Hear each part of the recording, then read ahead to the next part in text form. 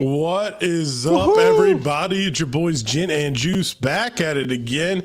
And today we're talking about grading cards and if it's worth it or not, especially on these high value cards. We'll also take a bunch of questions today from the audience, like always.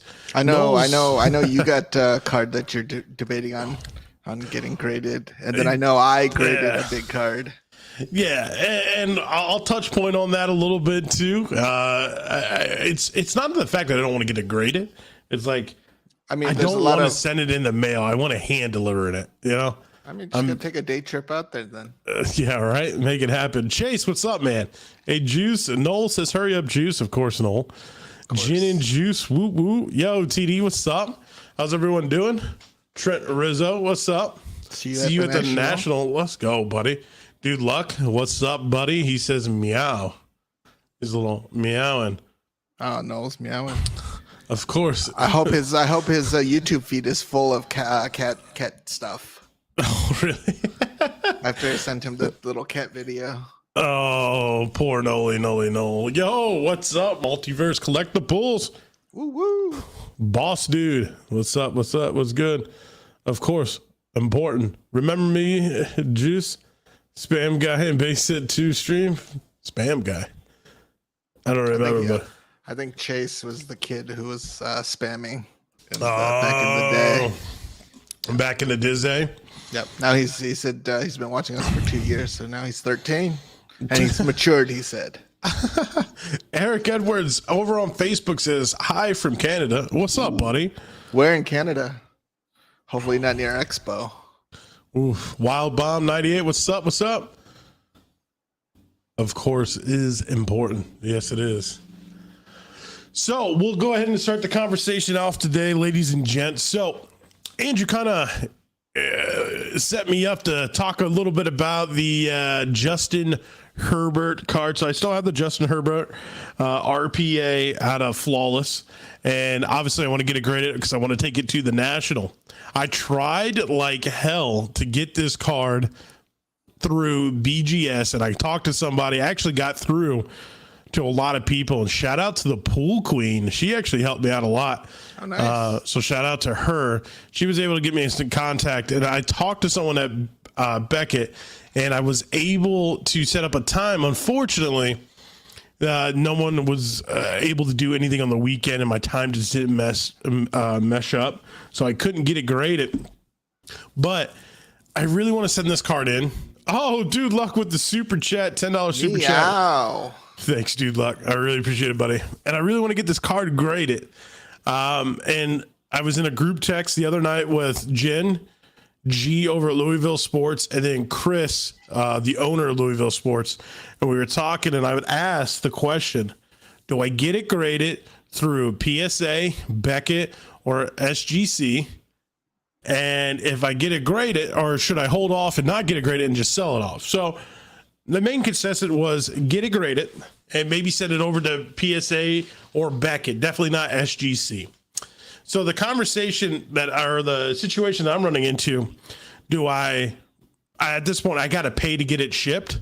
I got to just do Luck again with the $10 super chat going meow. Dude, thanks, man. I really appreciate it. Do I take the risk and putting it in? I'm super nervous because the card has so much potential.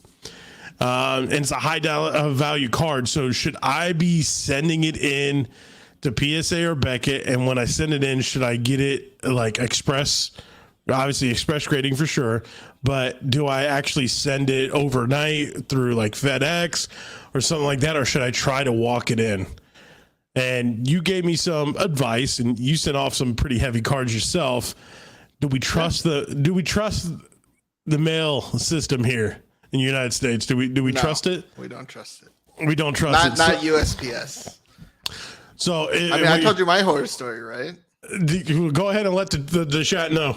So I sent out a package to BGS, and then also some F1 cards, nothing big, to Rare Edition to get their take on grading. And I dropped it off, and then it got into the system, but it never updated.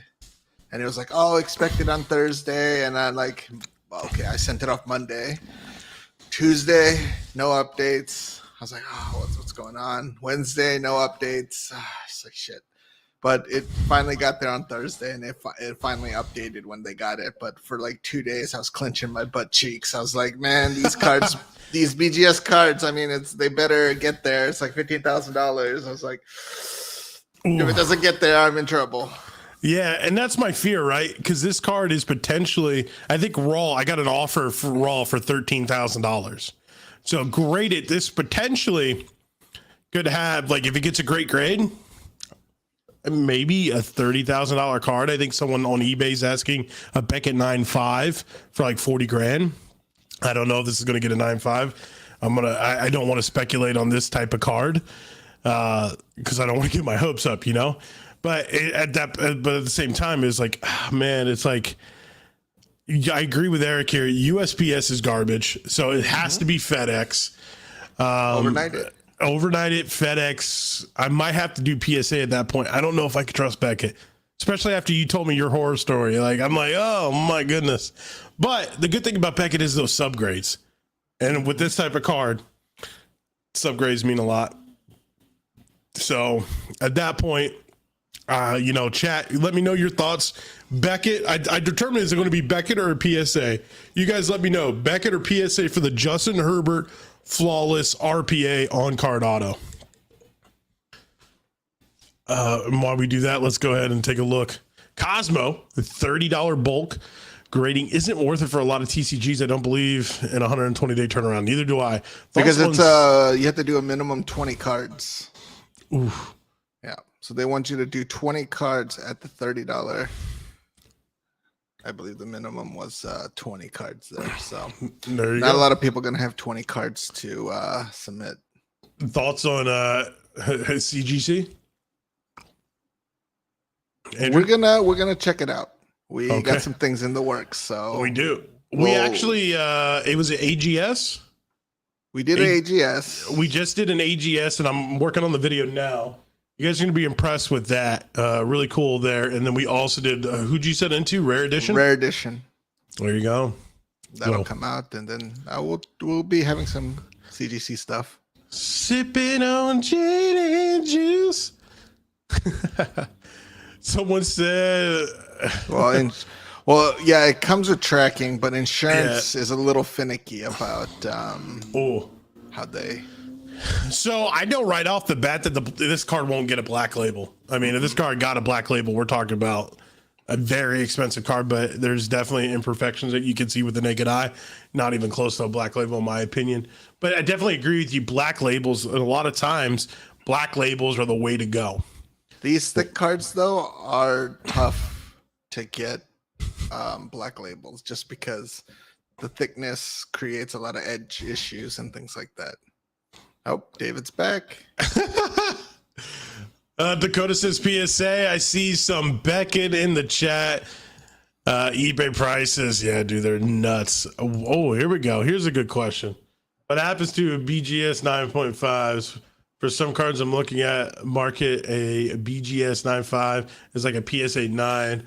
And that's not good because PSA 9 values are great. See, it really depends on the card.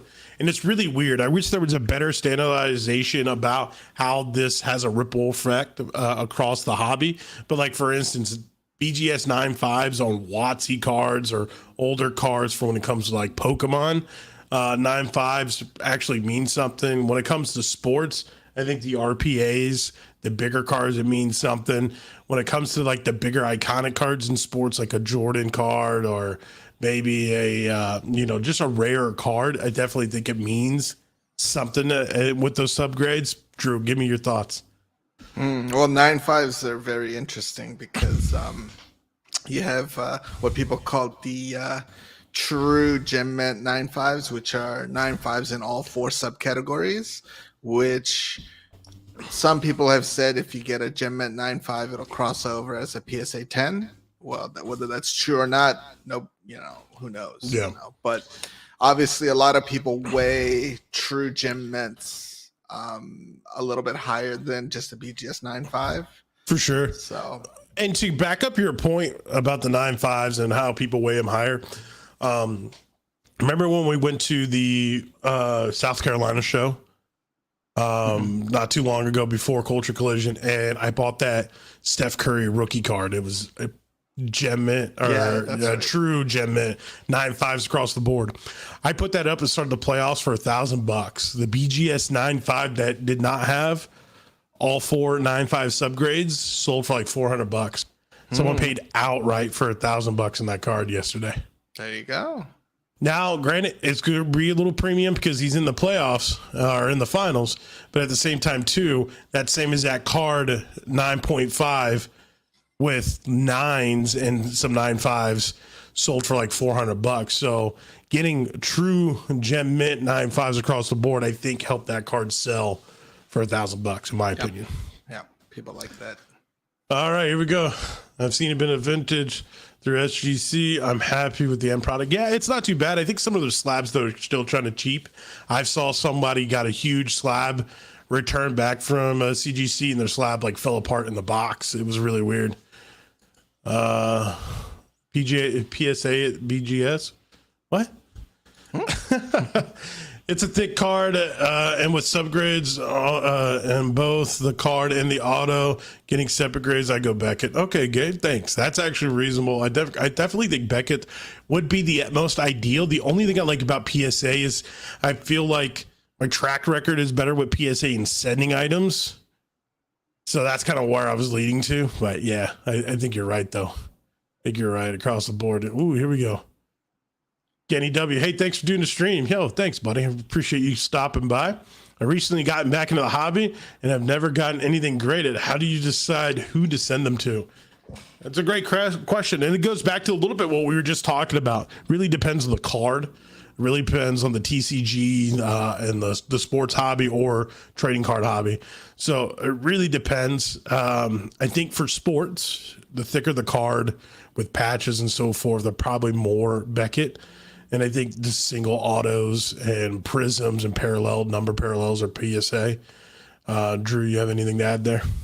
I would shoot for PSA first if it can get at least. If you think it'll get a PSA 10, I'd send it to PSA. If not, like the thicker cards and stuff, definitely go to BGS for sure. Thicker cards always run into a lot of issues, so BGS is probably the better way to go. But for other cards, I mean, if it's gonna look like it's going to get a PSA 10, I mean, send it in to PSA. Drew, would you say PSA still number 1, number 2 still Beckett for you, and then SGC? Or a lot of people are talking about SGC moving up that list and becoming now the second tier. What are your thoughts on SGC? No. No. PSA No. or Beckett. I flip between the two depending on the card. Like thin cards, I'll always go to PSA. As long as it can get a 9 or above. Makes sense. And then, I mean, like we're gonna have a good PSA return because I got some of my Marvel cards graded that I sent in for the express level, and I'll show you why I think it was a good idea for me to send it to PSA versus maybe like somewhere else. I forgot I gave you a Cade Cunningham auto. Did I give you from Revolution? I think I gave that to you. Because I didn't want to get the auto I think we did it in the $20 level. But yeah. So I for me it's always PSA number 1, but if it's a thick card, it's BGS like 90% of the time just because of quality control issues. Yeah. Here we go. I'm going to try and send my cards in for grading for the first time. Soccer Twins, good luck. I really appreciate that. If you have any questions, reach out to us. You know, I do a lot of submissions, so we can definitely help you out there if you have any questions. Do you guys think Prism is going to tank when retail drops? Mac Jones base are $100 right now. Laugh my ass off. I think the base cards and the silver Prisms are going to drop for sure. It really depends on how they're going to do the retail. Like, yeah, if they make I don't think it's going to be ones like blue or different color. You know, I don't know. I don't know if they're going to do that, but to your point, I mean, that would change a little bit. The base cards will still hold a value, but I think as Prism gets open more and more, that Mac Jones won't be $100. I think again with Prism, it's all about the number of parallels. That's what you're chasing. Box prices are going to drop. Yeah, I'm hoping they drop pretty soon. Especially with that 1 of 1 pulled by that 13-year-old kid selling it for $100,000. Woo!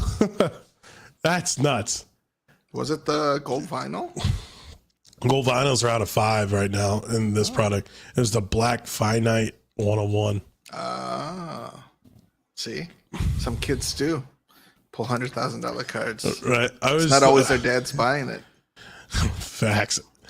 I always thought the BGS was for thicker cards and PSA for thinner, SGC for vintage. I mean, that's pretty much MK. You're that's spot how we on. think. Yeah, that's kind of what it is. We're not too big on vintage collecting though. Although I would love to get into it. There's a lot of cool vintage cards out there.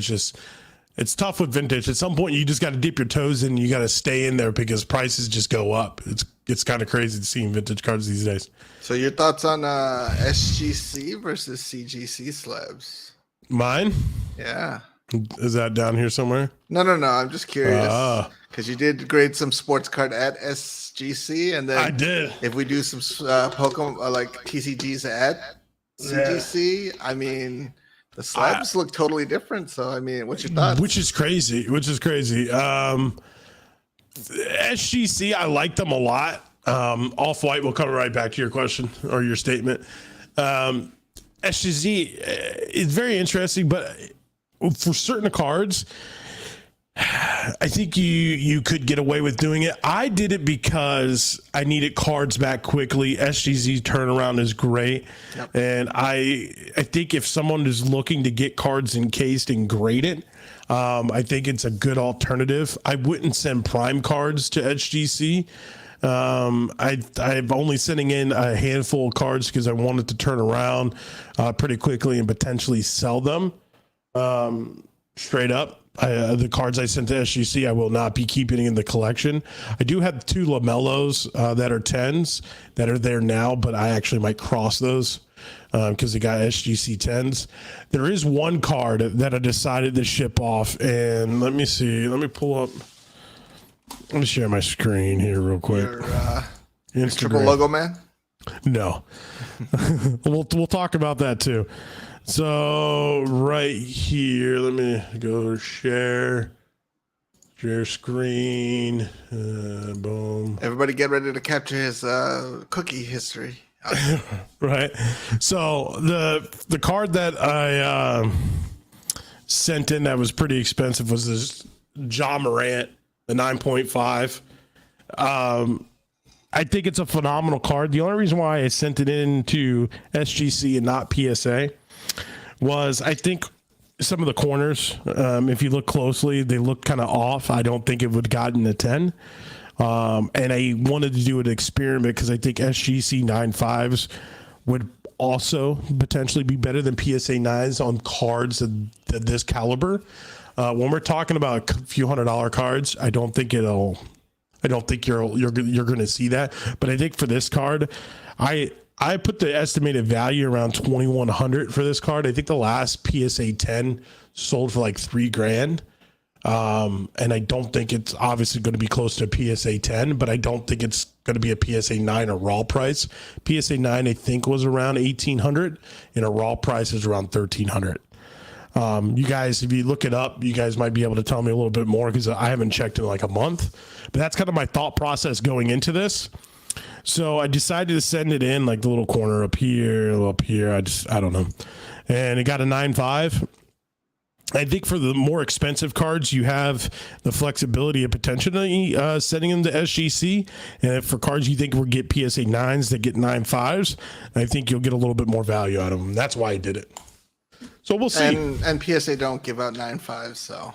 Correct, which is weird, which is really weird. Like, they give out it's either 85, 10 or 9, and then every other number has a 0.5, just not 9.5s. Yeah. So let's get back to Off-White's statement here. BGS 9.5 is annoying because there are like 87 different kinds of 9.5s. Yeah, for sure. I mean, like 9.5s with Jim meant surface. 9.5s is the only one that matters. Correct. All quad 9.5s. All right, here we go. I get your point. Well, if the Herbert gets a black label, I'll send you a black diamond. It just won't. I wish it would, but it just won't. Here we go. Select how many carats is that black diamond? Because it might be worth paying off somebody at BGS. I mean, to give it a black label, right? There you go. Do you think that has ever happened? Select I'm pretty sure Burrow. there's scandals. I'm sure field level rookie is $500 raw and 240 at a PSA 9. Why would that be? Ooh, if that's the case, I would never. Yeah. if that is the case, in my opinion, I think it's just because of population wise, but that doesn't make any sense. That a raw card. I can see them being the same. Yeah, I would assume that a 9 was gonna say is equivalent to a raw price, or maybe a little bit better than raw. Yeah, and the only reason why we would say that with this particular card, because this card is actually very common, a field level silver of Joe Burrow. I think a PSA 9 price is roughly about the same as a raw. So PSA 9 being 240, I would buy those all day, crack them, and make $200. I mean, it doesn't make too much sense in my opinion why it would be like that. But it's just because there's the potential that that raw card could be a 10. Yeah. Now this is our international crowd. You guys, really hard for me to do this, Grady, because I'm in the Philippines and it's a bit expensive. Yeah, I know it's a pain in the butt for you guys. Because sometimes mostly the international people have to use a middleman service. I know Stanley, Splash Brothers, HK in Hong Kong, does probably use a middleman to middleman the cards, but I mean, they are expensive. So normally he buys the graded cards already. Oh, yeah. There you go. Oh, here we go. Right here. What's the best grading company for autograph grades in your opinion? I would say PSA. If we're just talking about strictly autographs, PSA. Cards? Well, if you're talking about cards, yes. I don't know if you're talking about like memorabilia and things like that. I mean, Beckett. I assume you're talking cards. Yeah. Straight card autographs only. In my opinion, PSA.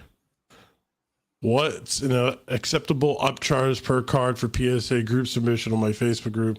The PSA member. Ooh. That's a tough one. You got to think about. So are you the PSA member and you're the one submitting them? So if you get upcharge on other people's cards, what do you want to charge them? No. I think he's saying like if he's a member, how much should he charge his group to do a submission? Like what we were doing. Like if he was the middleman. Right. Yeah. Right. And he would get upcharge and what he would charge someone that's submitting through him. No, right? No. He's asking how much he should charge his customers. Oh, okay. Because I see the upcharge, and when PSA upcharges you if a grade gets a 10 and you have to pay more. But I guess you're meaning like you just got to weigh it out. I mean, when we did it, I had to factor in the time it takes me to input all of these cards to ship it to PSA, to insure the packages, to do all of the cost of all of the materials that I need to get it ready to send off to PSA. So you just got to kind of crunch the numbers and come out with a rough estimate. Yeah, and if you're paying for the shipping, supplies, and insurance, you need to factor all of that in. Yeah, you have to factor all that in beforehand too. They need to pay that. They need to pay that separately from the actual charge per card, in my opinion. And when you do the charge per card, like Andrew says, you got to factor in your actual manual labor that goes into it. Yeah. So when I charged people the card, it was the base price plus whatever I felt was the cost of my time, the materials, me shipping it to PSA, and then me taking all of the risks of, like, obviously if the cards get lost or whatever, I have to, pay out the value of the cards. So we are trying to catch up here. Which NBA rookies for the NBA draft looks promising to invest in? Which draft? This upcoming one? Yeah, the one from last year, or the one that's coming up? Because we won't see product for this new class. I just love how you skip over that. Just go like this or go. I love CGS, and it's like bloop, next. You guys forgot to bust open more UFC products. I don't think we forgot. I just think UFC's kind of at the interesting point. I mean, we'll definitely open up more, but some of the products that's coming out, I think, is not the best. Yeah, I wasn't excited about Revolutions. Yeah, no. Or WWE Revolutions. So. No, from comics. Yeah, that's true. Grading, here we go, is a scam. This is the conversation I wanted to have. You all are fools if you think otherwise, says Chris. Chris, why do we think it's a scam? My personal opinion is I don't understand if you're going to grade a card. Like if a card comes in case, let's just talk about it right now. If a card comes in case, like the LeBron triple logo man, already from Panini with the tape across it, with the Panini little logo tape at the top, why on earth would you open that up and then go and get that card just authenticated and slabbed? I personally think that is foolish. Do I think grading it overall is a scam? No. I think it provides better value to a card long term. It gives it a protective case. But you know, that's my opinion. And Drew, please chime in there. Did you say if you get a PSA, a Panini redemption back in the case with the tape, send that graded is foolish? No, I'm talking about the LeBron logo man. Oh, yeah. It comes in case with the little Panini tape. I didn't say redemption. Come on now. Because I sent in cards that I had gotten back. But no, authenticated, not graded. It just says authenticated. I know. Yeah, I think people are crazy for that. For me, it gives you a good grading, gives you a good point on to know where the value of a card is. I don't think it's a scam. You might think it's a scam because, everyone's so subjective. One guy could be having a good day and he just gives everybody 10s, and another grader could have a bad day and he just gives everybody 8s. That's possible. Humans are grading it. I mean, it comes down to a human factor, but at the end of the day, it brings out the ambiguity of a raw card once you have a grade on it. So if you keeping in your PC, don't ever grade that shit. You don't need to have it graded. So here's the example, right? So the LeBron logo man, triple logo man got graded, right? And it's hard to, I'm trying to find a picture before I show you guys, because if you see this and then what happened, I mean, there's an issue that's going around the web that a lot of people aren't talking about. Some people are trying to bring it to light. So give me 30 seconds. Let me see if I can find the other photo.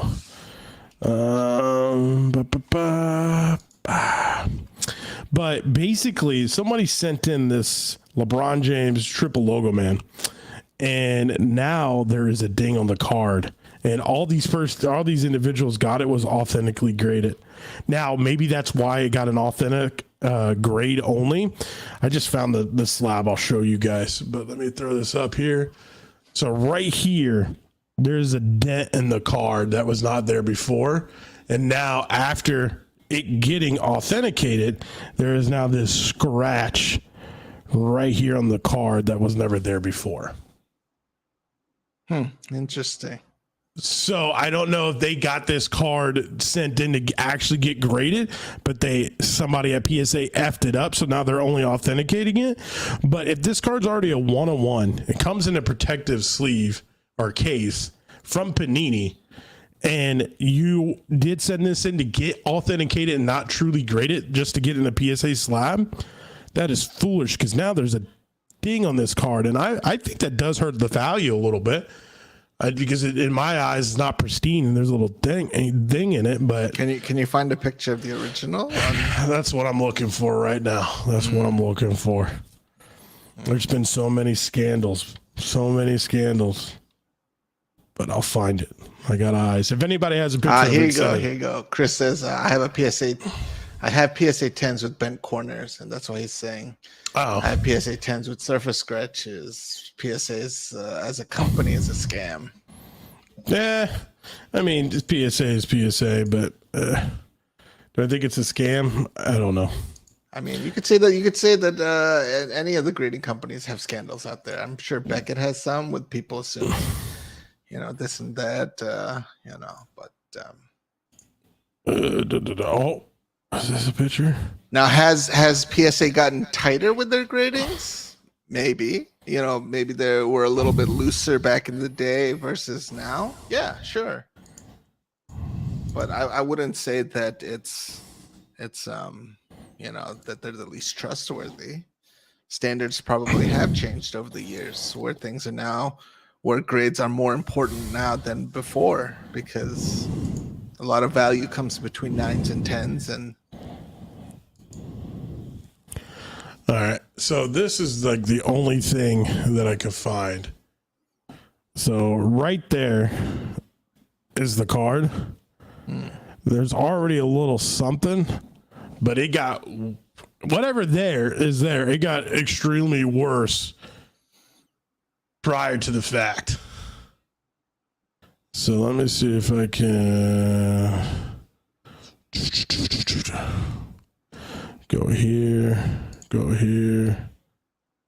and go down here. There we go. Oh, wrong one. Do we think was there before or prior? Let me pause it again as it gets close. it looks like there's something. Well, hard to say. Oh, There's a little something there. Do we think it's there before or after? It won't let me save it as I go back and forth. Maybe it was there before, but could man, be a little bit of a scratch, but yeah, I'm not sure. That is a fear of mine. That is a fear of mine. I guess Chris just got a vendetta for PSA. That seems like it. All right, let's get back on track there. That was my little rant. I don't know if anybody has any opinions on that, but that was my little rant there. What's up, Gin and Juice? What's up, everybody? All right. Not sure I would have graded that card, but right. I mean, Interesting. Yeah, for sure. Ooh, here we go. HGA resale values are terrible. Slabs are dope, in my opinion. I'm not a big fan of the color match slabs, especially when they do their side cards. I think that slab is ugly. But I mean, it's a pretty cool concept to be able to customize and bring some uniqueness to your cards. But I mean, is that really worth, like sacrificing like the value of the card? right. I've seen somebody send in, remember, so there was a story the other day where someone sent in a Joe Burrow true RPA at a 99 from National Treasures to HGA. It got a 9.5. They cracked it out of its HGA case, sent it to PSA. That PSA grade got like a 7.5.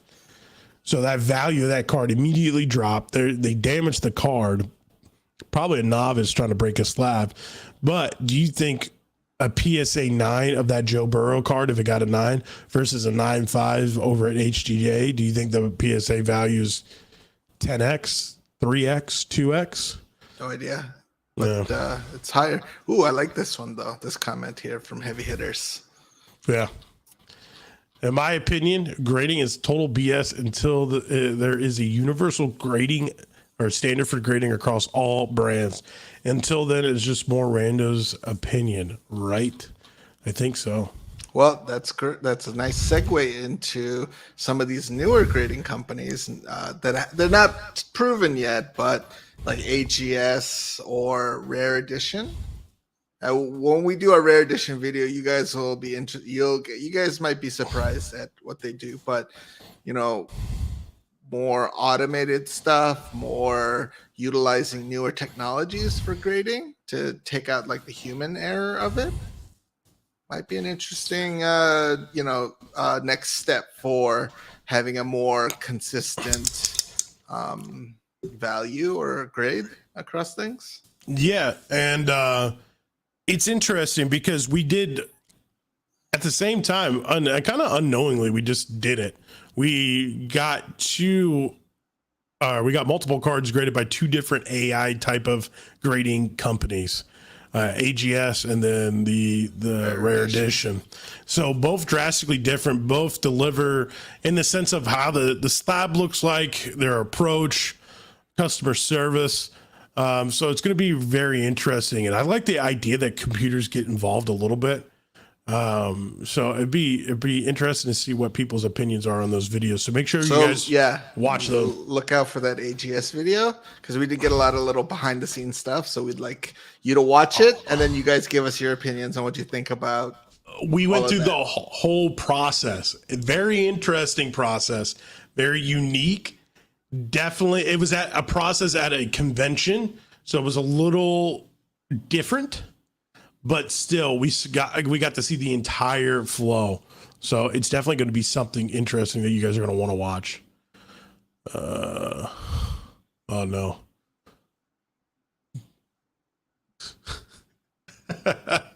I'm just finally reading some of this guy's comments. Yeah. Once I grade a card, I sell it. So I stopped grading them. John, with the facts. Here we go. I agree with you. Just hate it. It cost me $30 to $150 to grade a card because of what PSA values it at. That's the scam part, in my opinion. But is it a scam, though? Because they're putting true value on a card. Like, they are, like, if it's graded by PSA at this grade, they're guaranteeing that actual value of that card. Listen, I agree. I don't like the upcharge aspect of it.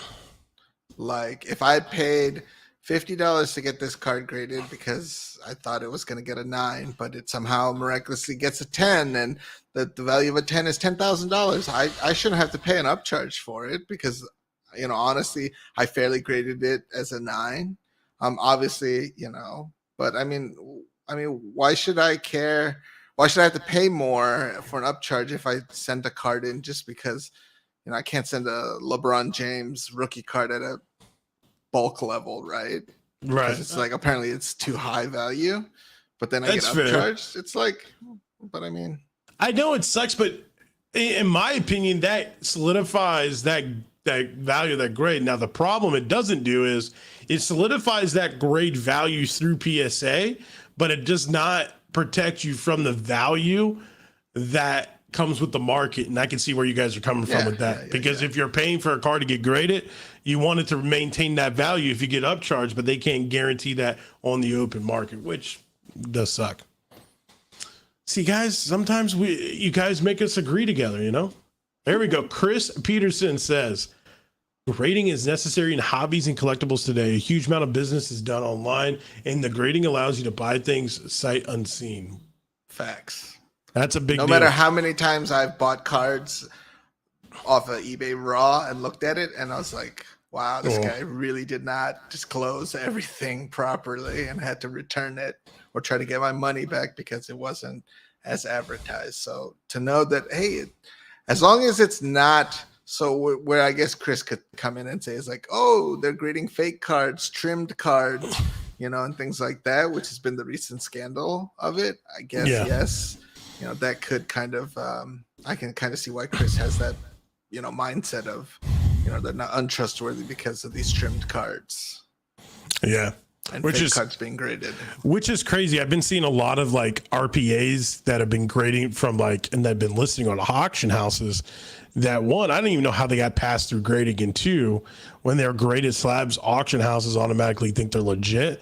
And like, if you do a little bit of research, people have found like Anthony Davis rookie cards, RPAs, the actual patch is completely a different patch or moved around completely from when the images of the photo first came out online of that particular card. So it's crazy. It's absolutely nuts with some of the scandals going on right now. Here's a good one. Wasn't the LeBron James logo man hit by 3 people? Maybe they all didn't have the money to pay the grading costs and just get it authenticated. I definitely agree in a sense about the cost of grading because that card would have been a tremendous amount. So I think you have definitely a point there. Yeah, but at the end of the day, it's a 101. It's not going to matter what it grades, like and a it's such 1 a high, or a 10. Yeah, it's such a high-profiled card as well, and it already comes in case by PSA. I wouldn't have graded it at all. I think that might have been what Golden recommended, and maybe that's why they did it. But yes, you were right about the card being hit by 3 people. They are splitting the card 3 ways. Yeah. So I think the card's going to end around 3.5 million, somewhere around there, in my opinion. But hopefully I'm wrong. Hopefully it's a lot cheaper. We'll see. What up, card collectors? What's up, buddy? How are you? Backyard breaks. I mean, let them keep doing their thing. Let's see. Gabe. I've seen too many mistakes from PSA lately. Cards being labeled wrong and any order mistakes. Hey, here's the thing about PSA. They're grading so many cards. So the mistakes that you're seeing, they're still pumping out probably a 99% effective rate in grading cards when you actually truly think about it. You're always going to have human error with a lot of these companies until it's 100%. Even the AI companies that we went through, there's still human error involved. There's still humans actually doing something. I mean, until you get a machine doing 100% of the work, and a human's not touching it, there's always going to be issues with human error. Human factor. Yep. Let's see. Here we go. And if you look at the percentage of PSA 10s of a certain card versus the total number of cards submitted, it's huge compared to SGC.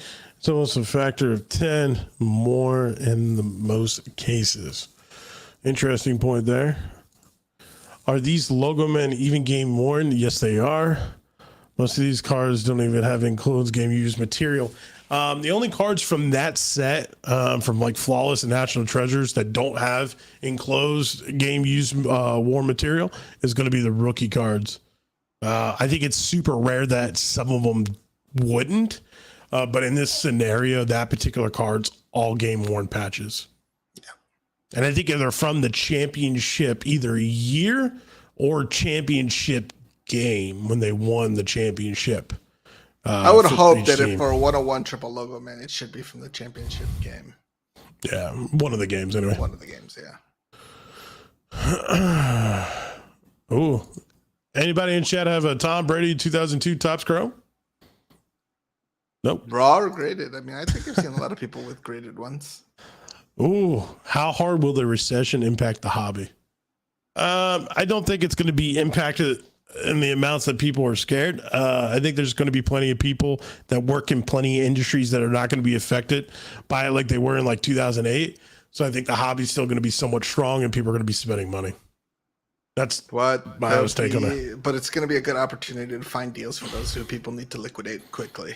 Yes, there's going to be a ton of people that are over leveraged big time, big time when a lot of their cards are going to be selling off stuff like crazy. Gen Life Series said, what's good, boys? Wow, we are behind. Chat, I'm catching up right now. I'm skipping over people. I'm skipping over anybody who we haven't got to. Leave your comments below. Here we go. Boom. Are you getting the new Spider-Man Marvel when it drops? I've already ordered one, pre-ordered, and then we're trying to see where we can get some more. I'm waiting for the case because there's a discussion about a case that Drew and I might be able to split if we can get our hands on it. So I want to make sure I have all my monies available for that. Beckett needs to step up the love. I love the slabs, but they take forever. They're getting better. They're getting better. Yeah. Not pumping SGC, but sport card investor vid on them was eye-opening. There we go. Is that the one they did a walkthrough? Yeah. Okay. Mm-hmm. Should be the one. And all these dick cars always get an automatic 9. I think it's close to it, yeah. Yeah. If you actually look at it, you'll see a lot of edge wear damage, and corners are always soft on those, so it's tough to really get a really good grade. I think a 9's a pretty decent grade for a thick card. Agreed. Everything is opening up at a lower price level, so good and needed as long as they can permanently stay on point with turnaround times. Quotes, they're not 6 to 12 months ever again. I don't know.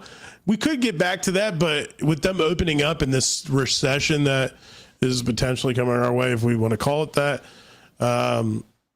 could definitely slow down a lot of people sending a ton of stuff to get graded. So those turnaround times will probably get a little bit better or stay on point for a while. There are Fanatics slabs out there too. Wow. I did not. Have I seen a Fanatic slab? I don't know. But who knows how accurate it is. I don't think I've ever seen a Fanatic slab. I don't think I've ever seen one either. I didn't know that they were slabbing cards. Unless they're like pre-slabbed. Here we go, Drew. I'm gonna tee this up for you first. Any tips for assessing the physical condition of a card other than passing the eye test? You definitely need magnification, jeweler's loop or magnifying glass. That's the only way to really look at corners and edges and any surface issues, because a card can look great through the naked eye, but under magnification, I mean, you can see a lot of problems. So, like for instance, like when we pulled that Deadpool PMG, I thought it was great, and then I looked under the magnifying glass, the edges were just terrible. Yeah. So there you go. I mean, that's the thing that I wouldn't have seen just by looking at it. And then whenever I go to a show, I always carry around my magnifying glass because I know cards I buy I might grade. So I'd like to see what they might potentially grade and negotiate out a deal. Well, there you go. You hit the nail on the head, brother.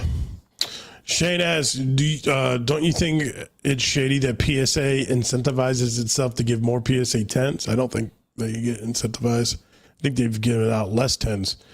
The more 10s they give, the more money they make. There's something very wrong with that.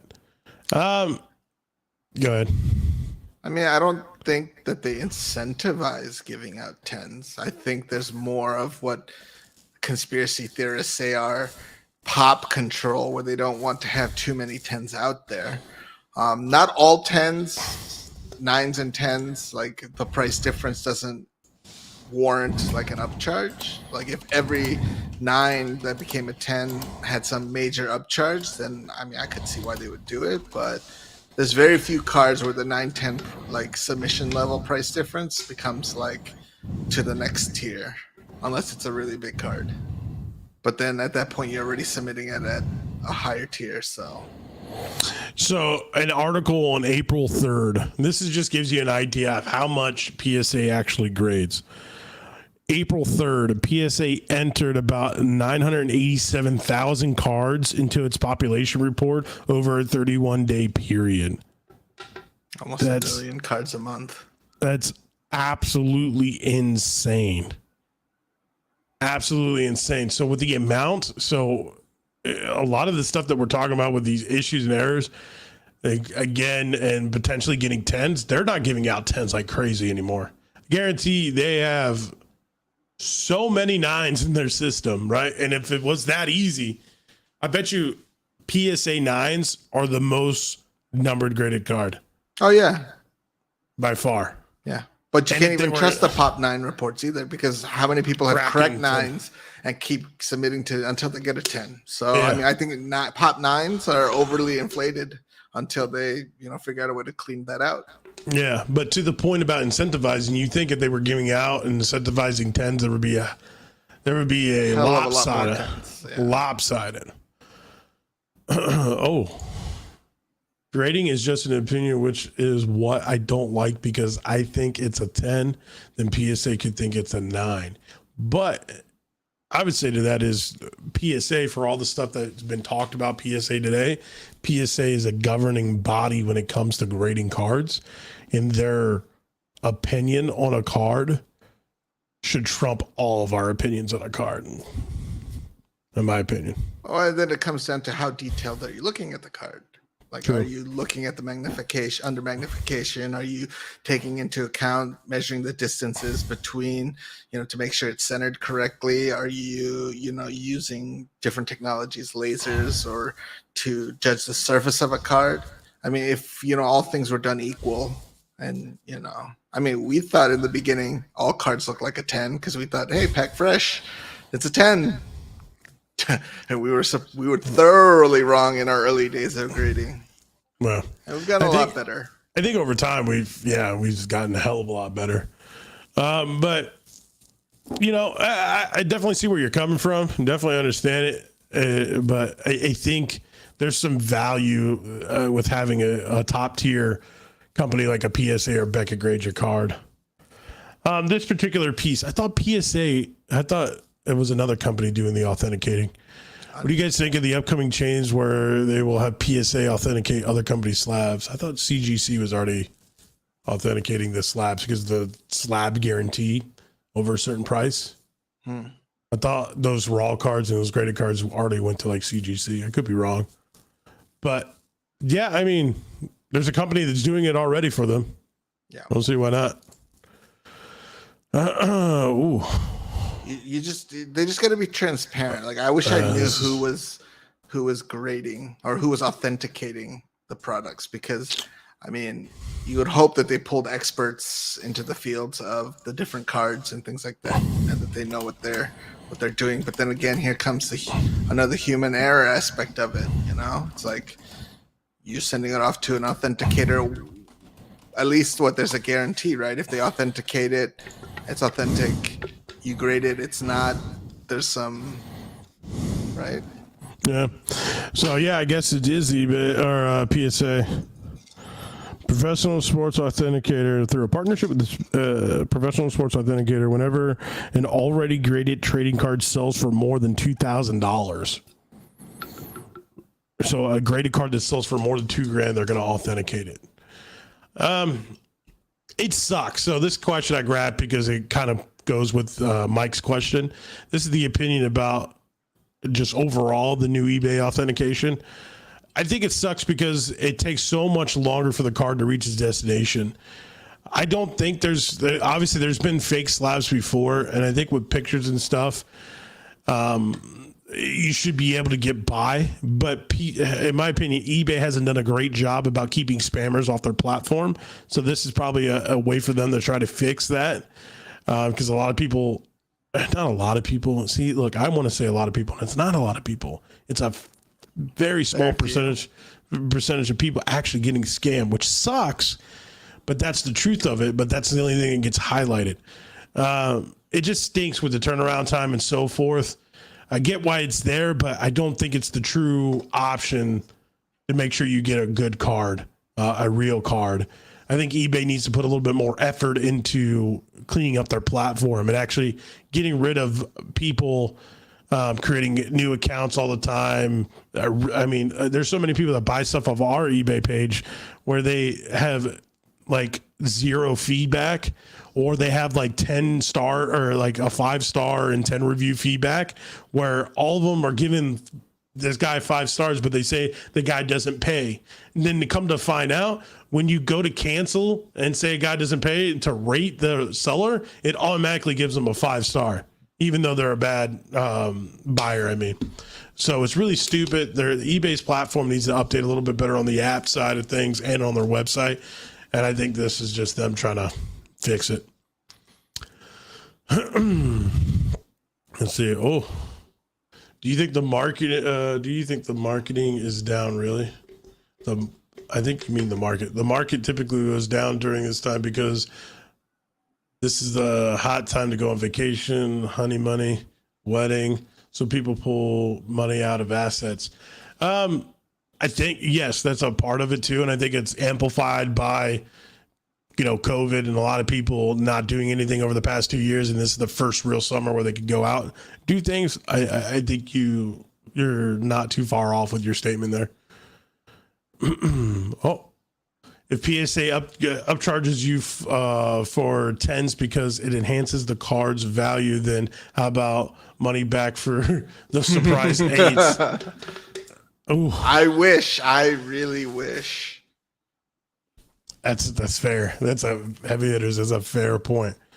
Fair point. But I think PSA does have some kind of price guarantee. I'm not sure what it was. It's like if you send in a card that's a 10 but gets dinged down to a 9, you're supposed to get the difference in value back or something like that.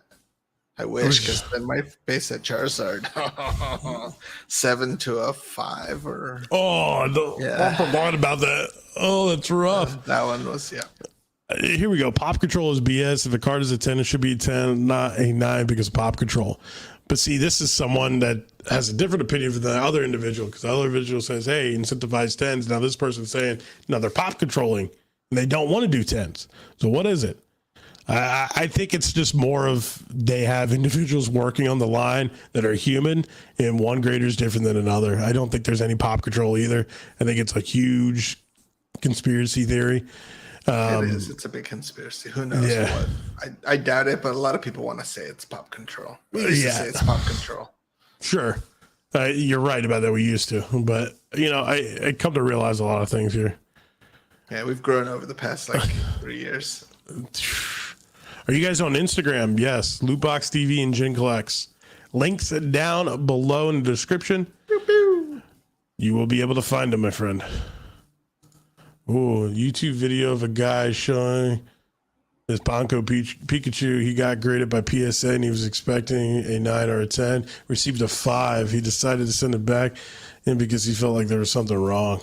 I mean, that happens, but we saw one at Collecticon where an individual had a PSA 5 Shining Mewtwo, and the card itself looked phenomenal in front and the back, but then Drew took out the jeweler's loop. We shined some light on it, and we found pretty significant rolling marks across the back of the card where it definitely would have dropped that card down in value. Yeah. Let's see here. Oh, this guy is making a statement. Cade Animal Style is the best current investment in sports cards. Why? You can't just throw that out there. Why? One thing I'll throw out there. Oh, someone's throwing out something. Is PSA slabs are just the most liquid. It's why a majority of the hobby uses them. That's correct. PSA, number one grading service in the sense of volume. So people trust PSA more than anything. The cards sell the most, so you can always trust their values over anything. Mm-hmm. Fact. All right, here we go. What do you think of CGC or CSG has to do to gain more value in the market? $12 the bulk grade right now, and cards come back in 2 weeks. That's pretty quick. With all their changes, they seem to be doing everything right. Yeah. You need to prove yourself to be in this industry. I mean, you're talking about you going up against juggernauts like PSA and Beckett, who have been around grading for a long time, and now you have all of these new companies popping up and competing. So time will eliminate a lot of the companies that aren't going to make it, and then eventually we'll be left with just a few. So it's eventually it's time will clean house, and then we'll be left with the few grading companies that'll still be reliable, whether it's SGC, CSG, HGA, rare edition, whatever it is. I mean, time is the only thing that's going to tell. And I think some of those companies have the ability to be the next PSA. And again, it goes back to that time that Drew was saying, plain and simple. You just got to make sure you have a clean track record while you're building your base. You can't be grading stolen cards. You can't be having fake cards enter your system. You got to be vigilant.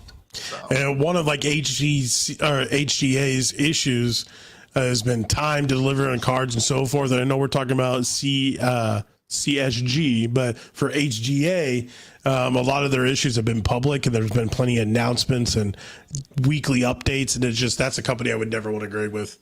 That's a huge turnoff for me. But yeah, there we go. Here we go. Do you believe contenders or rookie patch signatures are a hot commodity? I think is what he means. So rookie patch autos from contenders. I think the actual contenders ticket autos are better. Rookie patch autos look kind of weird in the contenders rookie, in my opinion, but I think the actual contenders, especially contenders optic rookie tickets, are where it's at. I think those are the big dogs if you want to collect rookie ticket autos. And on-card auto is obviously better than sticker autos, but I mean, with this new climate, I mean, what can you do? You got to just stick with whatever you can get, and majority of it is sticker autos. So it's unfortunate, but I prefer that on-card. So that card that the guy sent back in, I got a 5, actually got a 10 on the very same card that was a 5. Have you guys ever experienced that with PSA? I mean, we kind of talked about it when we saw your Mine first went part. the reverse. But I mean, hey, it happens. I think a lot of times there's, again, that human error. But again, the percentage of the times with all the cards they were grading, it's probably minuscule. Let's see here. A lot of people trying to make deals in the chat. Oh, someone just said, I asked, is grading important? Someone said, yes, grading is important. See, look, simple as that. Vegas seats. Oh, who do you guys think I should get my Anthony Edwards second year on card auto grade with? It's a die cut. Ooh. Those corners are always going to be the corners and edges are always going to be the worst on die cuts. And I probably would still go with PSA. Yeah, I'm probably. I don't want to see. I don't want to see like 7.5 corners and drops your card down to an 8 or 8 edges. Yeah. Oof. I would just go get a 9 PSA 9. I think Jason Tatum is super cheap right now, even for being in the finals. I think Jason Tatum is going to be one of the bright spots in the league for years to come. I think Cade Cunningham has the ability to be something like a Jason Tatum later on. I think Jason Tatum rookie cards are super undervalued right now. Super undervalued. And I would potentially be picking them up. I think it's crazy to say that because you would think they would have a premium right now, and some of them do. So maybe wait till after the NBA Finals. But I think anytime you can come across a Jason Tatum card that's not during this peak time is probably going to be a fantastic buy. But that's just me. Andrew, advice on basketball box for the money. I am not the best person to ask advice for basketball boxes for the money because, I go crazy and spend it on. I don't think either of us can answer this, as I tend to open up so many Prism boxes at $2,000 a pop. We always buy like expensive ass boxes and get our asses handed to us sometimes. So, we're not really the best. Yeah, we're gamblers. We're like the gamblers that hurt. Yeah, we're 100% gamblers. We're going off the thrill of it. Do not do what we do. We are not good role models in that standpoint of opening up boxes like crazy. We do it to entertain you guys and whatnot. So don't take our advice on opening up boxes. I'm a huge fan of Asian community, but they got way better grades on cards than most people. Well, John, that is a very ignorant comment, in my opinion. Just throw that out there, buddy. So we'll pass on that. Let's see here. A card that is worth $1,500 raw, if it pulls a 9 or 10, can get $5,000. I don't know about a 9. It really depends on the card too, because again, a lot of those high-end cards, I think PSA 9, depending on the population of them. If it was a numbered card, sure. I definitely think a numbered Prism auto or parallel auto or something like that, or a numbered parallel in general, that's a high dollar card, has ability at a 9 or a 10 to be significantly higher than a raw. But say a stained glass card that sells for $1,500. I think a stained glass card, if it's not a 10, the PSA 9 equivalent would be closer to the raw price. Let's see here. Oh, one thing I learned from you two is centration. Hell yeah, baby. Haven't heard centration in a while. Centration. We got to bring that back. We got to bring that back. Yeah. We got to bring that back. Let's see.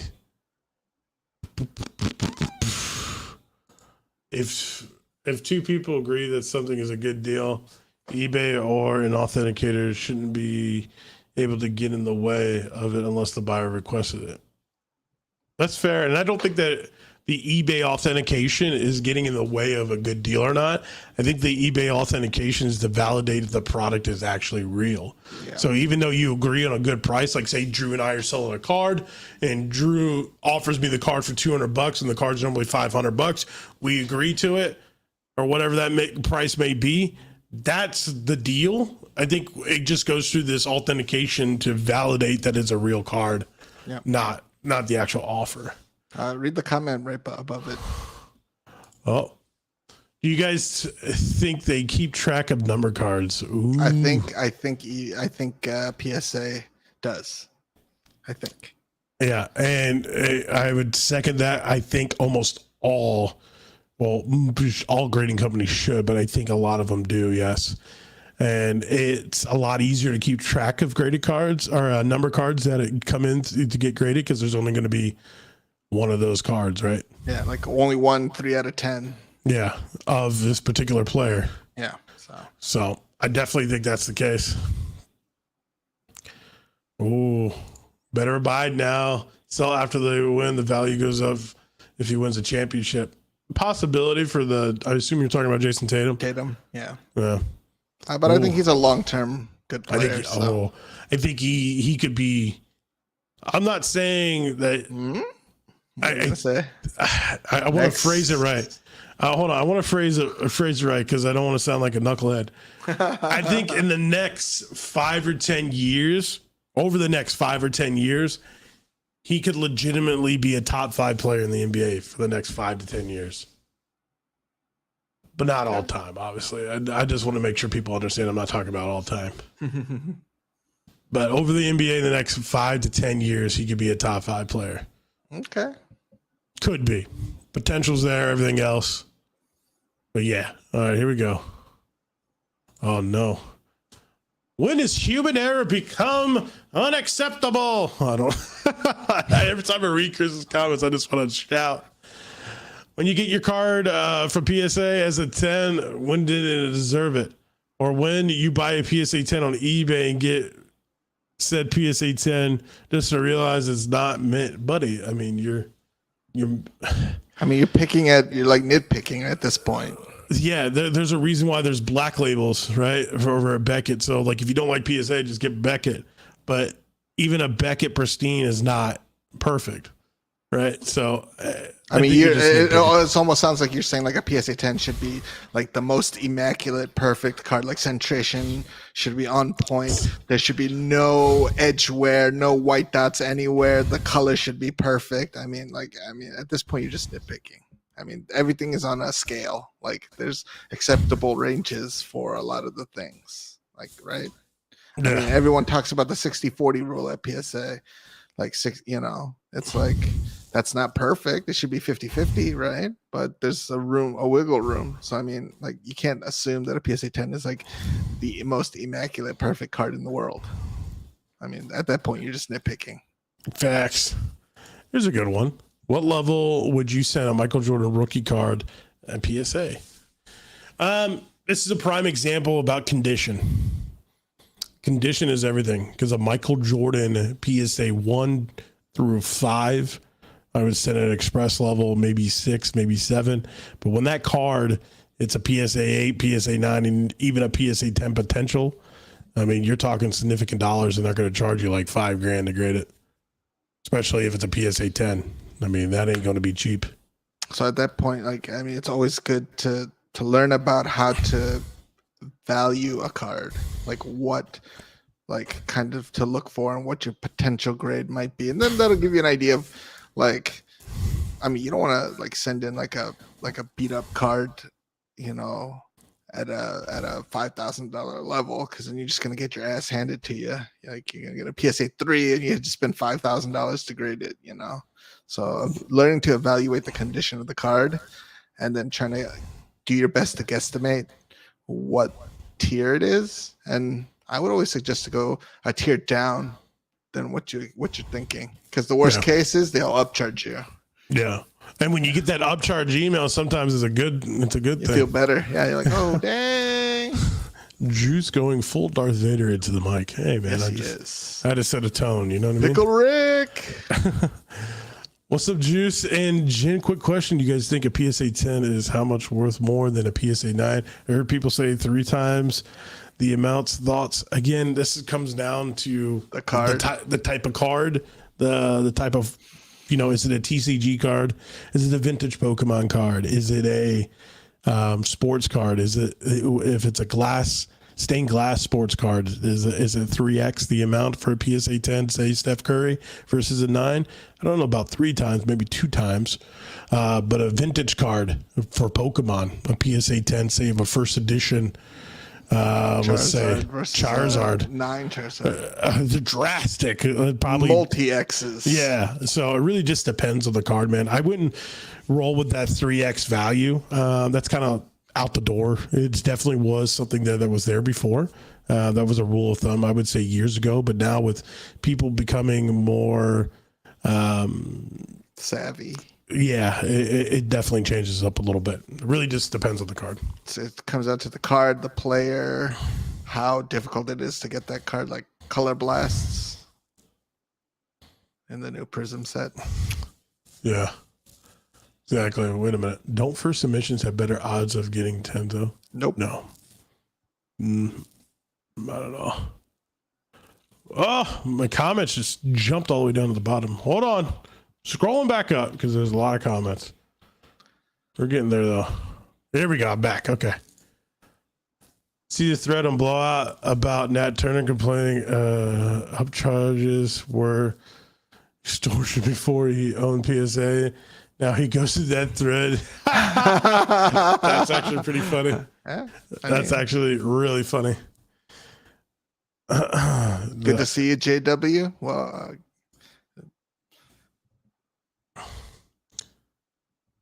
oh my goodness. Chris, I'm not clicking on your comments anymore. Let's go back down here. Let's get back on track. Let's see. Thoughts on SGC value will go up. I feel like I have been seeing more and more. I think you've been seeing them because they have the better turnaround times at the moment and they're pretty cheap. I think when everybody gets on track, I think that's going to change unless people truly think they're here to stay. And that's why we talked about maybe they become the number 2 graded company, but I don't know. Number 3 for Drew. Oh, we answered that already. Oh, the market is going down right now. Hard to be a grading company. I don't know. I'm still submitting like crazy. I'm still submitting too. Oh, here we go. For football cards, what are some tips for someone just getting back into collecting? Save up for hobby boxes or stick to some retail? Hobby boxes. Hobby boxes are probably going to be where the money's at. Now, the odds of you actually pulling something crazy is very slim. I would say you would probably better off like waiting till after release, not buying directly on release day because prices can come down, hopefully. Or you may be lucky, like your local card shop might be sitting on a box and he just can't sell it. And you just walk in and say, hey, let's negotiate a deal. If you're getting back into collecting and you just want to collect some cards, I highly recommend you buy the cards you want because a lot of the players out there are actually pretty cheap and you can get your collection up and going. If you're looking for potentially holding on to wax like a lot of people do, you still want to get that wax at a good deal. That way you have better profit long-term as the value of the box goes up potentially if the draft class is good. But I never would open up cards and start collecting from that. Yeah, don't. That hurts. It does hurt. Ooh, here we go. I would like PSA to give me a reason why certain cards get a 9 or lower when you get it back, so I would know why and not just guess would be nice. I would agree on that. I wish PSA did that. There's a lot of grading companies out there that actually give you the details on why, and I think it's a must. Hopefully, stay tuned. Oh yeah, especially for our videos. Hopefully, PSA. With some of the new items that they're adding, like they got computers involved now, they got machines helping out. Maybe they can take that data and put it, with that QR code. Be kind of interesting. But yeah, definitely agree. Here we go. PSA needs to start doing 9.5 subgrades, so it's not so it's not a 10. It doesn't just get a 9. I'm sure there's a lot that fall in the middle. I agree, Jason, 100%. All right. Chris is getting on my nerves. Chris, if you have a slab that has a bent corner and a 10, send me a picture, and then I'll finally agree with you. But at this point, I don't see how a bent corner gets a 10. All right, so send me some proof. You know my emails are always at the end of our videos. Like seriously, like I'm getting aggravated because you keep saying like this side of Drew, baby. me. I'm the one that normally is all up in arms. I love it. I see him like, this is not nitpicking. All right, then send me the proof. Show me all of these 10s that you have that have scratches, bent corners, creases, looks like shit. And then I'll, you know, if you send me the proof, I'll agree with you. Boo, boo, boo, boo, boo, boo, boo. If not, drop it. I love it. Roof. Mad Dog Drew. I love it. Oh, another Jason on Facebook says, it's the Gin and Juice Dream Team. Hey, guys, love your videos. Buddy, thank you, Jason. Thank you. Appreciate it. Appreciate it. Oh, here we go. If you grade the same card 3 times and you get 3 different grades, what's the point of grading? Ooh, that's a good question. That is a good question. Fair. I think the scenario you're talking about is extremely, extremely rare. Yeah. And I think there's less people actually sending in cards multiple times. There are absolute insane maniacs that do that, but they're so few and far between. Just throwing that out there. Yeah, but that person who submits it isn't getting a 9 one time, an 8 the next time, and then a 10. He's probably getting like a 9, a 9, a 9, a 9, a 9, and then maybe a 10. Boom, boom, boom. But then again, though, just quickly. But then again, you know, like these newer companies are using more of technology now, so will we get a more consistent grading and a better picture? Maybe. Does PSA need to kind of maybe figure out ways to upgrade their grading systems and things like that? Sure. Why not? I mean, you know, you have so much technology these days at your disposal. Why not use it to your advantage? And so who knows if they're doing that or not, but I mean, it's definitely the next step. Technology is going to be the next step for grading. Here we go. For my birthday, I got a Luka Optic rookie, a Giannis Panini rookie, and a Russell Westbrook rookie card, numbered to 869. What do you think? Ooh. I mean, not too bad. 8, 6, and a 9. That's not bad. Oh, is that what he said? Well, I think 8, 6, 9 mean the grades. I think. I'm hoping. So it's just 3 cards, 3 numbers. I mean, that's pretty good. Ooh. Do you guys think this year's Prism football will be good, holding consider how much was printed? I think this year's has a ton of potential with the quarterbacks that are involved, because there's a lot of quarterbacks that could pop off, and collecting Prism and investing in Prism is all about the quarterbacks. And this is a great draft for quarterbacks. Yes, it's been printed to oblivion, but it's all about numbered parallels. Those quarterbacks are still all about the number parallel, so there's still only going to be a certain amount of them. Go ahead, Drew. I mean, Prism God had his post that I sent you guys. Saw that. That's crazy, right? Yeah, let me see if I can pull that up. I mean, if that's legit print run numbers, like that is crazy. But at the same time, too, like I get it, but like if you get a Trey Lance and those guys, it's. I mean, it's going to be big, yeah. Yeah. Sure. Let me see if I can. I think you can pull it up. Do you remember what chat you sent it to? There's so many chats. With the G and stuff. Bobby, thank you for watching all of our stuff. Thank you for your support. I hope you and your girlfriend enjoy the content that we put out. I hope we give you some laughs, especially when we get our asses handed to us. Facts. Let's see. All right. I'll read some of the newer comments. PZ just wants to know about the Jamar Chase. A good hold. It depends on how you feel, but I know Juice doesn't feel like quarterbacks are where it's at. Other positions, I mean, it's questionable, right? Like they might be hot this year, and then another hot player comes next year. You know, so. I think he took it down. Did he? Yeah. Ooh. No, I think he took it down. Dang. Why would he take down content? I needed to use this content. It's all right. If you find it, send it back to me and I'll put it up. Yes, sir. We appreciate you guys for that. Hey, trading cards. Thanks, buddy. Really, really do appreciate it. Let's see here. Ooh, I've been sending in my Jason Tatum rookie cards to SGC. Been getting 9 5s and 10s. Should I keep them?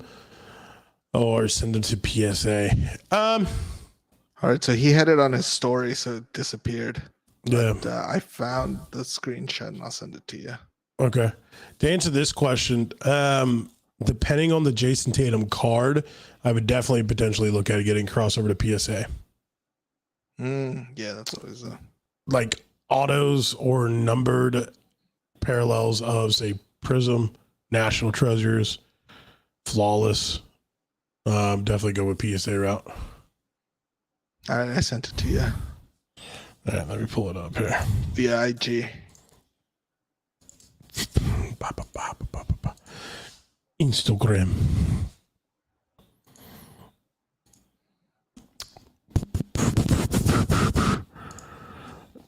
Oh, there it is.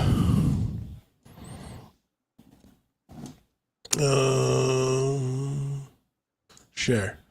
Screen share. Boom. Instagram. Actually, can I do it like this? Can I download this? No. But I can. I don't care.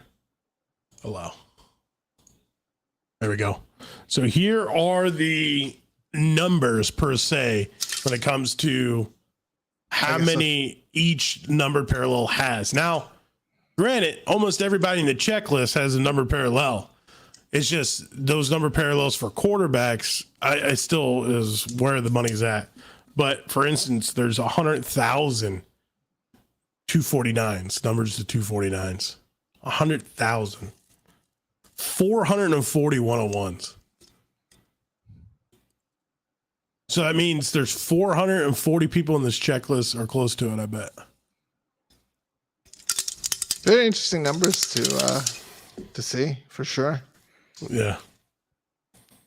Absolutely insane. 642,000 total base parallels. Whew. That means like obviously obviously you can get a number to 249, but is it necessarily going to be the player that you want? It's like probably not. It's going to be tough. But if you love to gamble like we do, why not? Buddy, yeah, we're gonna be all over that. We're gonna be all over that. Oh, here we go. Really important question: where you're gonna get a game stream? If you guys want us to stream a game, head over to the Lootbox TV Gaming YouTube channel. Subscribe there, and we'll start firing up some games. Yeah, we'll start playing some games. You guys will see us play some games. All right. Patrick says, "Shut me out." So I said, "What's up, Patrick?" Please show me up. Collection video. I really want to do a collection video for Drew. Oh, it's my long lost brother. I throw a little bit of my collections as shorts and stuff every now and then. I would love for Drew just to set up a maze in his house, and I could just walk through with a camera and we could go through everything. That'd be fantastic. I don't want people to know where I live. Look at this right here. If you're new to Lootbox TV, don't forget to like and subscribe so you don't miss out on any new content. Look at that. Yeah. Hell yeah. Facts. Juice, what's good? What's up, Joey? Ooh, what's the best level in Court Kings? It's 4. Oh. If you keep scrolling up, Andrew has a good question about modern Pokemon. How far up? Not that far up. Is it above? You got to pass Bobby Knox's comment about me and the girlfriend have seen all of our stuff. Oh. It's like maybe 4 or 5 above there. There's Bobby. Me and the girlfriend have seen all the stuff. Thanks, Bobby. And then 4 or 5. Who's it from? Andrew? Oh, okay. Yep. What do you guys think of modern graded Pokemon market? Do you guys think alternative arts, for example, will relatively hold its value, continue to drop, or start going up over the next 1 to 3 years? Ooh. I think I think the alternate arts that are shorter pull rates.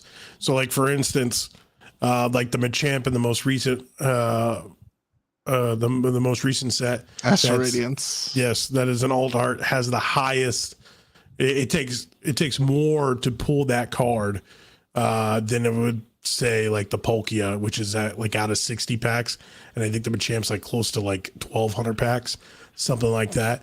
I think those cards that are harder to pull, those bigger chase cards, are definitely going to go up in value. In my opinion, I think the artwork on them is great. I like the alternate art of the cards. I mean, we started saying that way back before Cosmic Eclipse when we were opening up Team Up and Unbroken Bonds. We were saying that stuff. So I definitely think they're going to continue to be a staple in the modern Pokemon market. I think a lot of the other ones, though, like the Pokias of the world, will drop because as more and more of the sets get printed, there's going to be a lot more of those out there. And you've seen them drop from $80 to $40 already, right? And I think that's the last one was around with the alternate art Pokia. I forget who pulled up the pull rates.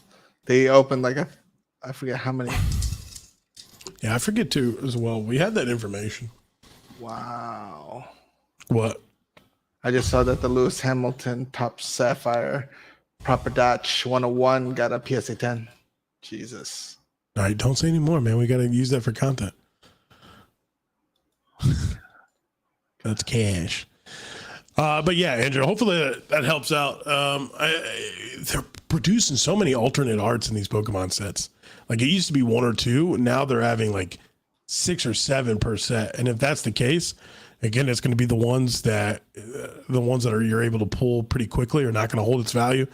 And the bigger chase ones are going to be the ones that you want to go after and hold on to. The Machamp's already gone up like 20% since the set came out. I think it was at like 130 and now it's gone up to like 145, 160, somewhere around there. Yeah. Make sure you use collector, Andrew. Yep. Oh, scroll up 3 comments. JW has a good comment up there. Oh, Shadowless ever going to get the respect that it deserves? Eventually. People don't know that Shadowless is more rare than first edition. People don't realize how difficult it is to get Shadowless. Yeah. But people are going to throw random shit out there and hope it sticks to the wall because celebrities are doing it. But just remember, eventually when people get educated enough, they'll know that Shadowless is a lot more difficult. Just like Gold Stars. Like people underestimate Gold Stars. They don't realize how difficult it is to get a Gold Star. Until they get educated, then they'll realize how difficult it really is. Ooh. $5 super chat from my cat. Chat. I'm not reading the rest. But they say, how has the quality control for cards been lately? I want to gamble cracked boxes, but I'm not sure if it's worth it.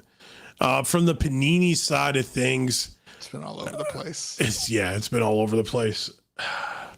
Some boxes look great and some boxes look bad from the Pokemon side of things too. If anybody's out there opening up Pokemon, it does not look, it looks just as bad as sports at times. So again, man, if I were you, I'd probably just buy singles, try not to open up stuff. But if you wanted to open up something, I would stick to the popular sets because there's a little bit more quality control in them. And I feel like I'm talking out of my ass with that one though, but because PSA, or not PSA, but Prism and Panini, you can't just trust them all the time anymore because Panini has shat the bed plenty of times. But be careful, man. Try it, roll the dice once, and then if you don't think so, then I wouldn't do it again. You know what I mean? What do y'all think about the Saints' upcoming season? I think they're going to probably finish middle of the pack. Tom Brady owns that division. You ain't going to do nothing unless Drew Brees comes back and he's throwing the football back. Plain and simple. Drew Brees comes back, you guys will make the playoffs. Thanks to getting to my question, my long lost brother. It's funny. You know, I gotta look out for my Asian brothers. There we go. Oh, would love to see you guys getting more into baseball. Baseball's just tough, man. I don't follow baseball at all. Yeah, I don't do prospecting, so obviously, Bowman is tough. Yeah. Hey guys, love the content. Do you guys mess with WWE cards or maybe the whatever first set of AEW comes out with? No idea what that could be worth right now. So I actually love WWE. I love wrestling. It's kind of my passion outside of everything. I personally love WWE Prism, but I mean, I was completely wrong about them because you need that fan base to actually get involved with WWE Prism. for it to really be worth anything. As for WWE cards in general, from the top side, I mean, Transcendence is the only thing that's really worth anything. Really cool set to open up. We do have a video on it. Make sure you check that out, everybody. For AEW, I was in a couple of breaks. They actually do have a set out. It's through Upper Deck. I pulled a Sting auto, like second pack in a break. The value on those cards are dropping pretty quickly. It's kind of hard to get a gauge on that. I wish AEW would stick a little bit more, but the Upper Deck brand is probably not the best brand to go with. And the cards are paper. They're not really the thick cards or anything like that, so it feels kind of cheap. I wish wrestling would have better content when it comes to cards. You know, Panini's trying to do the thing with like Revolution. They also had a Revolution piece. But we'll see. They only have the license for a little bit, and then it goes over to Topps and Fanatics. And like you always said, you need the fan base into the collecting, and the fan base is just not there yet. They just love to watch it. Oh, here we go. Overall, have you done better buying cases or boxes here and there that for that high level card?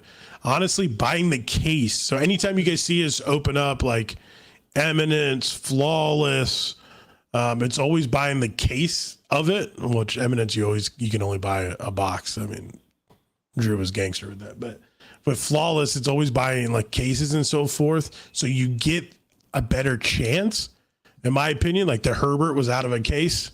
It wasn't a one-off box. You got to be careful with those high-end products because a lot of times people pull the hit out of the case and sell the other box off, and you're stuck with a dud. And not get your money back. You'll get a couple $1,000s worth of product, but if you're paying 10 grand for a box and you're not getting anything, sucks. As for say Prism, how many boxes come in a case in Prism? 12? 10. 10? I think. Yeah. So as for Prism, there are case hits. If you want the case hit, I would definitely recommend buying the case, but the odds of you buying a case of Prism, and most people just buy loose boxes, it's just so tough. I saw a break today where the first box had a Mac Jones silver auto, silver Prism auto. And then the next box after that, the two best autos were like players that are not even in the league anymore. And the parallels were just terrible. So you just take a massive chance. That's why it's so scary and sketchy opening up, like, say, Prism by itself. Or another good option is to talk to your local card shop and see if they got a case or there were loose boxes. And if they got a case and they've broken it, then, you know, you kind of like, okay, you know, you can get a good chance to potentially get, you know, the chase card or the case hit if it hasn't already been pulled. Yeah. Bruh, y'all were at Collecticon? Bruh, I miss y'all. This stinks. No. Yeah, we were at Collecticon, both Dallas and Charlotte. We only went through the day in Charlotte. We were there like 5 hours. Something crazy. How many boxes of Smarter Metal did you guys get? And when's the next? I only pre-ordered. I pre-ordered one, and then we're gonna try to see if we can get more. We opened up. Drew opened up a Divas box, which is kind of cool, which would be coming out here pretty soon. Here we go. I don't know anything about it. I just chase the top guys and go for flips. There you go. That's one way to look at it. Hello. Ooh. Do you have any suggestions for a beginner in the terms of buying and selling cards? The only suggestion I would have is do your research. Understand the best sets for that particular sport. And I would probably buy heavier in those sets and try to flip those cards before you venture off and do one-offs. So like for football and basketball, the sets almost run similar. Prism is going to be higher than anything, than probably Optic, Select, and things like that. It depends on like also where you're looking at too. So like if you want higher value sets, you stick to your national treasures and so forth, but you're going to have to really get good deals on those. And a lot of times you're not going to be able to find it just because everybody has those cards skyrocketing. And then learn the cycle. Yep. Don't ever sell during the off season. You might want to buy during the off season and then maybe sell before the season starts or maybe early into the season, depending on the player. But those are all risks you're going to have to take. So homework. Due diligence is always the best. Yeah. All right, everybody, we're going to take a couple more questions and we're going to probably end it for the night. So let's see what we got here. Andy reaches out and says, need insight. I've been holding on to a Jamar redemption from Phoenix for a couple of weeks, debating whether or not to gamble with Panini and redeem it or try to sell redemption cards. It's an RPA 10. Oh, buddy, I think PSA for him. He's signing stuff. I think people have already got redemptions back. If you already hear of people getting redemptions back, I would probably be more inclined to take the gamble and redeem it, in my opinion. But selling redemptions are cool too. The only thing that sucks about selling redemptions is if Panini never actually redeems it. I don't know, man. I kind of have a conscience to that. I don't want to screw anybody over. But again, people are also buying it and taking its risks. So it's up to you. But I think you should redeem it. That's all I'm saying. Sell it. Oh, this person, though, is saying, hey, I have 240 days. Really? 240 days for Jamar Chase redemption? Hey, man, I have Tyler Hero sitting there almost a year right now. I have a lot sitting there over a year, but I'm starting to get redemptions. I am not getting any redemptions. Pissing me off. You tell him, Drew. Rawr. Will LaMelo ever sign his shit? No. Is Metasu dead? I think so. I don't know, man. I don't think so. They just had $100,000 tournament or whatever that was. Oh. Y'all some Chargers fans, huh? Nope. Hate the Chargers. I have some Justin Herbert. I think he could potentially be good. I'm looking at things I have here for 480 days. Jeez. Ooh. Oh, my Tyler Hero, 600 days. Lead 600 days.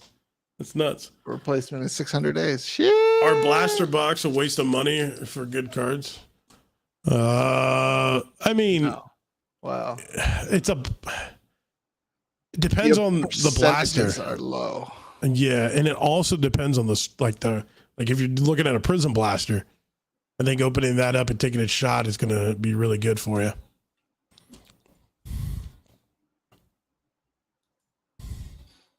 Juice loves the Cowboys, everyone. That's a bold-faced lie. That is true. Well, fuck all you. If you ever see him, he's gonna get at 100,000. He's gonna get a Cowboys tattoo. The fuck I am on his starfish. It's ridiculous.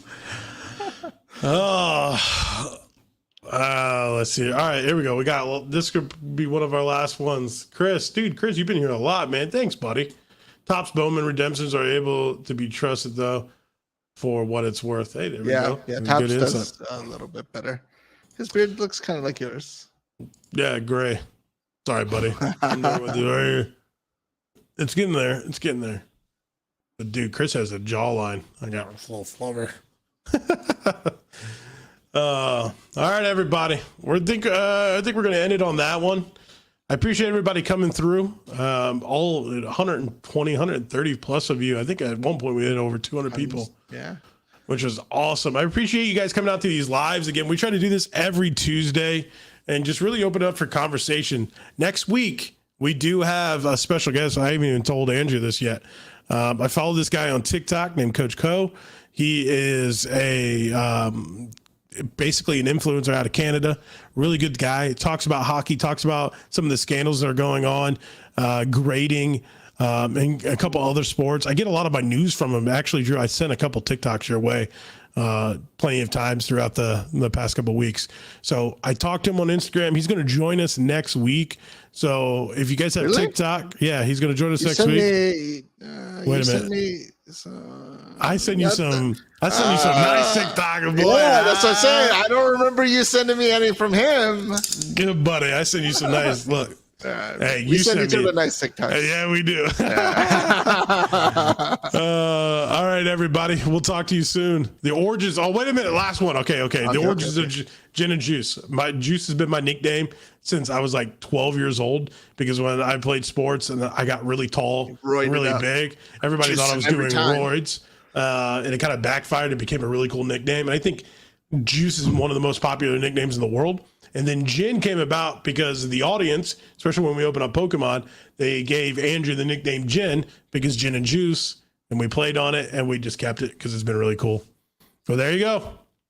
Oh, and also, if you guys have any topics you want us to discuss, leave it in the comments down below, and we'll take a look and see. There we go. All right, everybody. We'll talk to you soon. Deuces. Dabs. Damn, just leaving, huh?